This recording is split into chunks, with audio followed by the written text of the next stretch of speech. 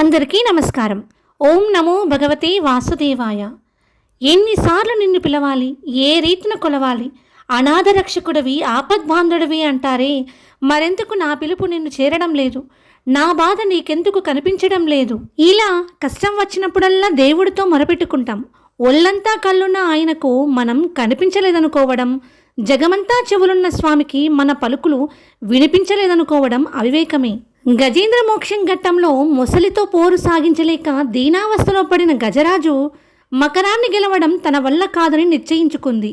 స్వామి, బలం క్షీణించింది, ధైర్యం సన్నగిల్లింది, ప్రాణాలు అదుపు తప్పుతున్నాయి, సృహ కోల్పోతున్నాను, నువ్వు తప్ప దిక్కెవరు లేరు, నన్ను రక్షించే బాధ్యత నీదే అని సర్వేశ్వరుణ్ణి వేడుకుంది.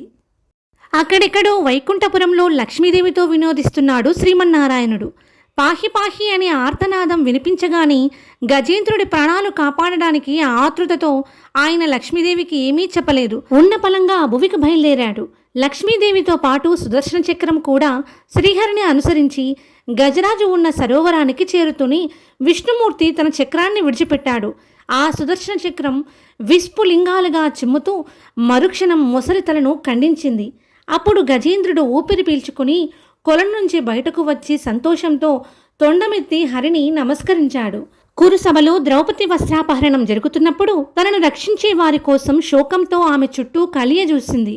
ఎవ్వరూ ముందుకు రాకపోవడంతో నాకు దిక్కెవరు అనుకున్న సమయంలో కృష్ణుడు ఆమె కళ్ళ ముందు సాక్షాత్కరించాడు. వెంటనే ద్వారకావాస శ్రీకృష్ణ పాహిమాం పాహిమాం అని వేడుకుంది. కొన్ని గడియలు ఆలస్యంగా వచ్చాడు. పిలిచిన వెంటనే పలికే దైవానివి కదా, నా పట్ల ఎందుకు ఆలస్యం చేశావో అని ద్రౌపది ప్రశ్నించింది. సోదరి, నువ్వు ద్వారకావాస అని పిలిచావు, అందుకే ద్వారక వెళ్ళి మళ్ళీ తిరిగి వచ్చేసరికి ఆలస్యమైంది అని మనోహరమైన మందహాసంతో జవాబిచ్చాడు నందగోపాలుడు. అప్పుడు ద్రౌపదికి తన పిలుపులోని దూరం అర్థమైంది. భక్తుల ప్రార్థనలను సులభంగా కరిగిపోయే భక్తవల్లభుడికి కావలసింది ఆడంబరాలు చేసి పూజలు కాదు, నిండు మనసుతో ధ్యాస ఆయన మీదే కేంద్రీకరించాలి. పాల ముంచినా నీట ముంచినా నీదే భారం స్వామి అనుకుని మన కర్తవ్యాన్ని మనం నిర్వర్తించాలి. మనకు ప్రాప్తమున్నది ఆయన అనుగ్రహిస్తాడు, లేదంటే అంతకన్నా మంచిదేదో మన కోసం వేచి ఉందని గ్రహించాలి. ఆ వాస్తవాన్ని జీర్ణం చేసుకుంటేనే సంతృప్తిగా జీవించగలం. కాదని విధిని దూషిస్తూ ఉంటే అసంతృప్తి జ్వాలలకు అజ్ఞాన తిమిరం తోడై దహించుకోపోవలసి వస్తుంది. ఆర్తితో అంతరాంతరాలలో ఆయన్ని స్మరిస్తూ సర్వాంతర్యామి నీవే దిక్కు అనుకుంటే పరమాత్ముడి కరుణా కటాక్షాలు ఏదో ఒకనాడు అమృత జల్లుల్లాగా వర్షిస్తాయి.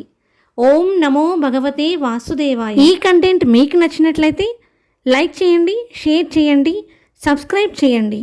మరిన్ని భక్తి సమాచారాల కోసం మన ఛానల్ని వీక్షించండి. Thank you for watching.